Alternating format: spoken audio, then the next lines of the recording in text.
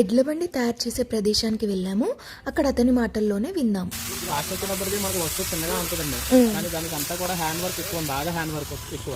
ప్రతి చిన్న వస్తువు కూడా మనం తీసుకునే చిన్న వస్తువును కూడా మనం బాగా నీట్ గా తీసుకుని కటింగ్ చేసి ఫినిషింగ్ చేసి దానికి తగిలించడం జరుగుతుంది. ఈ బద్ద వచ్చినప్పుడు కొట్టుబద్ద అంటారు దీన్ని.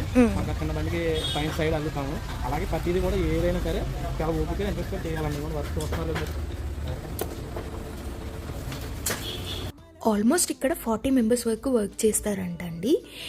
ఈ ఎడ్ల బండి ఎందుకు ఇంత రియలిస్టిక్గా ఉన్నాయంటే వీళ్ళు ప్రతి ఒక్క పని మంచిగా శ్రద్ధతో కటింగ్, ఫినిషింగ్, పెయింటింగ్ అసలు నాకు ఎంత నచ్చాయంటే అంత నచ్చింది.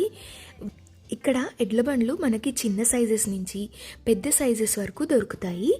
వీళ్ళ దగ్గర మనం ఆర్డర్ చేస్తే మనకు all over India and out of countries కూడా పంపిస్తారు.